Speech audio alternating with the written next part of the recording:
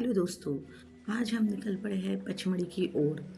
अभी हमने पचमढ़ी सिटी में एंट्री कर ली है और अब हम जहाँ रुकने वाले हैं उस होटल की तरफ चलेंगे। तो गाइज अभी हम पहुंच गए पचमढ़ी। सो गाइज अभी हम पहुंच गए वुल्टन एडवेंचर पार्क, जहाँ पे हमारी रूम है और यहाँ पे बहुत सारे एडवेंचर हैं और वहाँ पे रेस्टोरेंट है।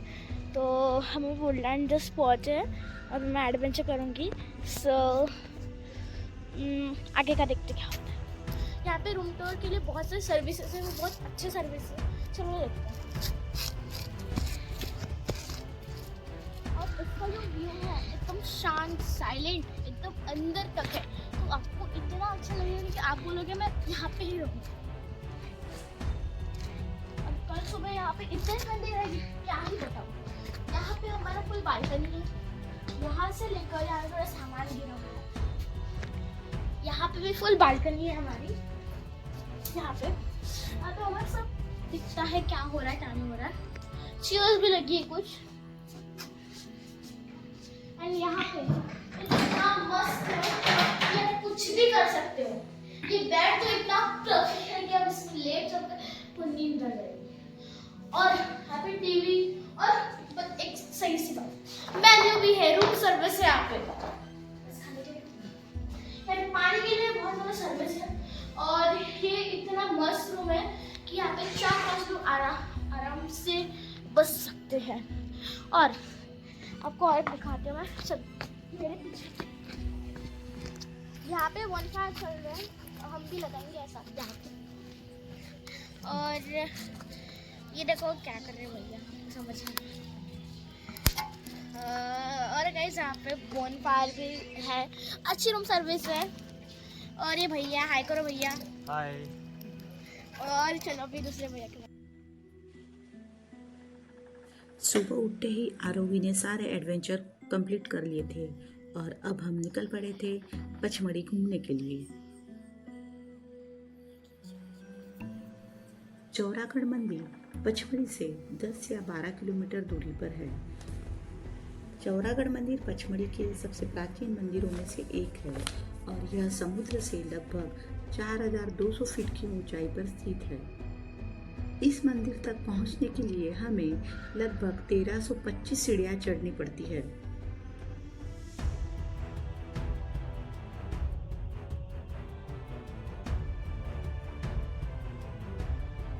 चढ़ाई काफी लंबी थी मगर हम चढ़ते ही जा रहे थे। रास्ते में रुके, थोड़ा नींबू पानी पिया और आगे की ओर निकल पड़े।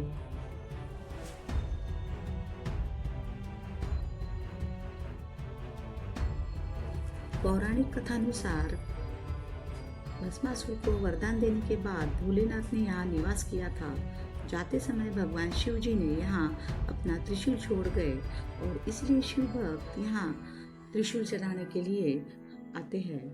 यहाँ चौरा बाबा ने भी कई वर्षों तक भगवान शिव की तपस्या की और उनकी तपस्या से प्रसन्न होकर भगवान शिव जी ने उन्हें दर्शन दिए। तभी से चौरा बाबा के नाम से इस पहाड़ी को चोटी का नाम चौरागढ़ पड़ गया।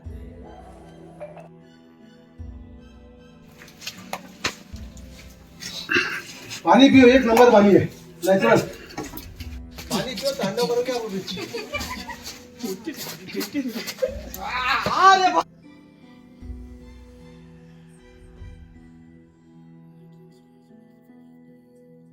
यहाँ से जाने के बाद हमें कुछ ही दूरी पर नंदिया जंक्शन नाम का बोर्ड दिखाई देगा और वहाँ से शुरू होती है बाबा भूरा भगत जी की कहानी। कहते हैं कि 16वीं सदी में भक्तकालीन युग में संत भूरा भगत महाराज का जन्म नागवंशी परिवार में हुआ और उन्हें कतिया समाज का कुलदेव माना जाता है।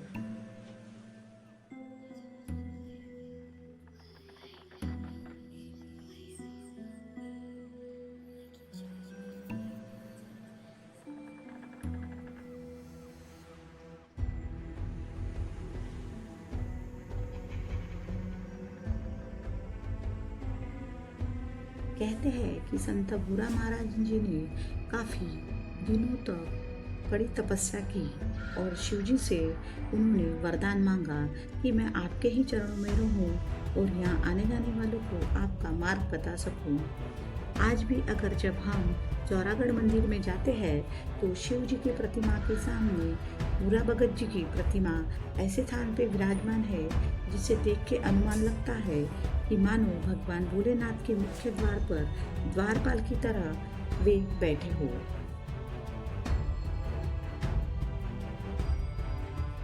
चौरागढ़ मंदिर का इतिहास कई युगों पुराना है, जिसे दो पौराणिक कथा जुड़ी है।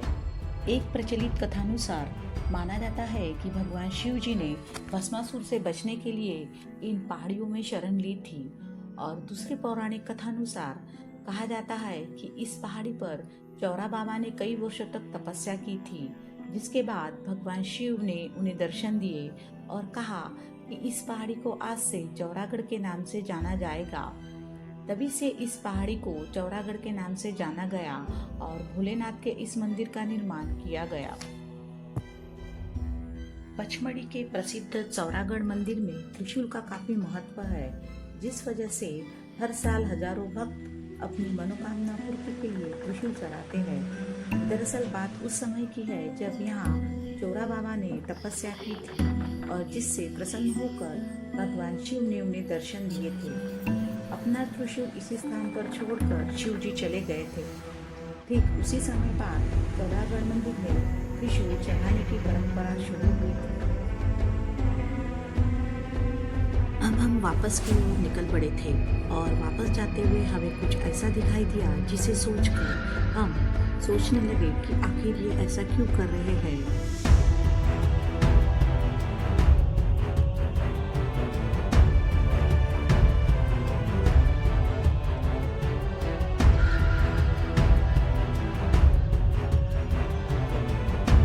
इनके साथ आए हुए एक भक्तगण ने हमें इनके बारे में बताया।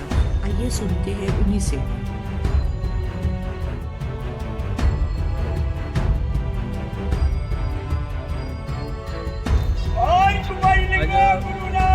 समाज के हमारे भाई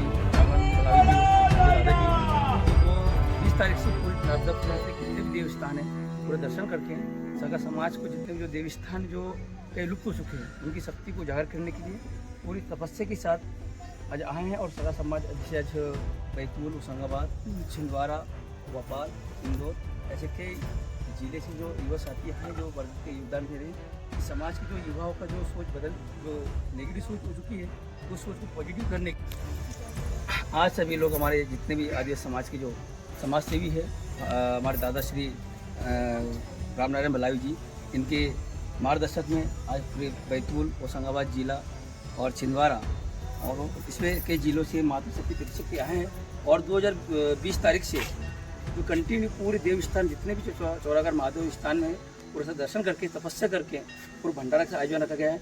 कल भी यानी कि दिन पे कल बहुत बड़ा भंडारा कार्यक्रम रखा गया है।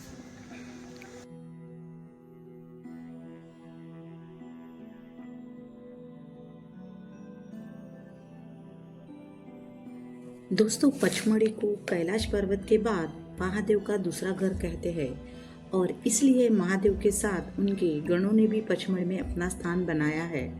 सतपुड़ा की रानी पचमढ़ी की घनी पहाड़ियों के बीच एक ऐसा देवस्थान है जिसे नागलोक का मार्ग या नागद्वार के नाम से जाना जाता है। पचमढ़ी में घने जंगलों के बीच यह रहस्यमय रास्ता सीधा नागलोक जाता है और इस दरवाजे तक पहुंचने के लिए खतरनाक 7 पहाड़ियों की चढ़ाई और बारिश में भीगे घने जंगलों की खाक छानना पड़ता है, तब जाकर आप नागद्वारी पहुंच सकते हैं। 16 किलोमीटर की दूरी पैदल पहाड़ी यात्रा पूरी करने पर भक्तों को 2 दिन लग जाते हैं और नागद्वारी मंदिर की गुफा करीब 35 फीट लंबी है। वापस लौटते समय इन लोगों की काफ़ी अहम भूमिका होती है, जो हमारे लिए फल और फ्रूट उपलब्ध कराते हैं।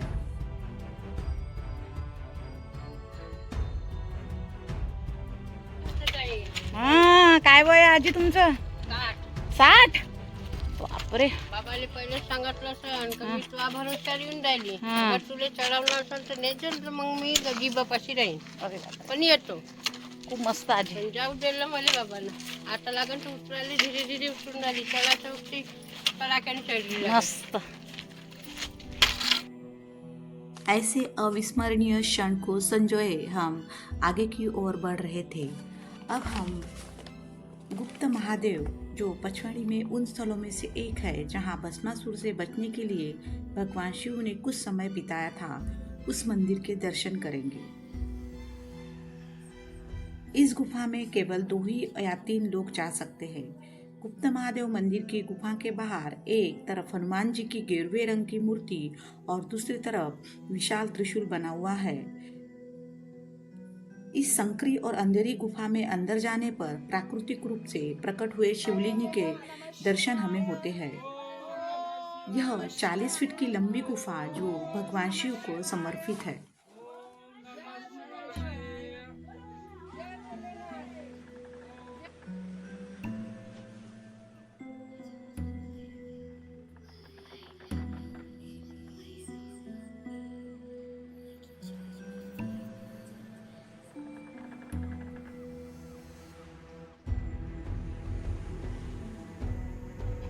इसके बाद हम बड़ा महादेव मंदिर दर्शन हेतु गए। यह पहाड़ी पूर्व दिशा की ओर एक श्रेष्ठ शैलाश्रय है जिसमें भगवान शिव की सुंदर मूर्ति एवं शिवलिंग प्रस्थापित है।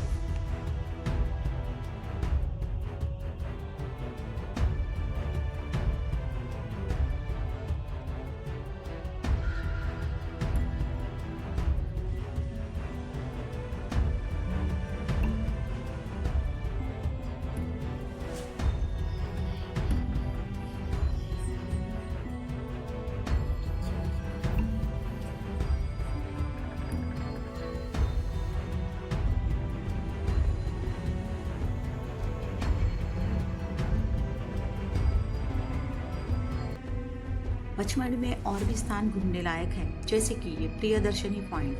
प्रियदर्शनी पॉइंट वह स्थान है जिसकी खोज 1857 में कप्तान फोर्सिथ ने की थी और उसके बाद पचमढ़ी को एक हिल स्टेशन के रूप में जाना जाता है। पांडव गुफाएं। पौराणिक कथा के अनुसार पांडव वनवास के समय यहाँ आए थे, इसलिए ये गुफाएं पांडव गुफाओं के नाम से जानी जाती है। यहाँ पर एक बहुत बड़ी चट्टान है जिस पर यह गुफा बनाई गई है।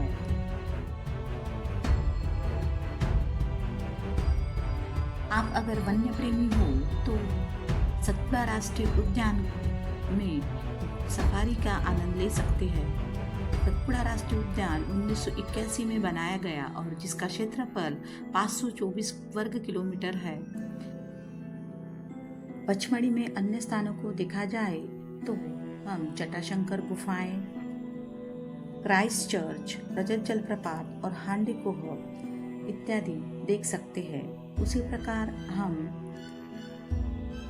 धूपगढ़, अप्सरा विहार, मधुमक्खी झरना जिसे बी फॉल कहा जाता है तथा राजेंद्र गिरी और रीछगढ़ इत्यादि आदि कई सुंदर स्थान जो हम पचमढ़ी में देख सकते हैं। मध्य प्रदेश के होशंगाबाद जिले में पचमढ़ी ऐसा पवित्र स्थान है जहाँ कण कण में भगवान भोलेनाथ का निवास है और यहाँ साल भर में हम किसी भी समय आ जा सकते हैं। तो दोस्तों, मिलते हैं ऐसे एक नए वीडियो के साथ नई जगह।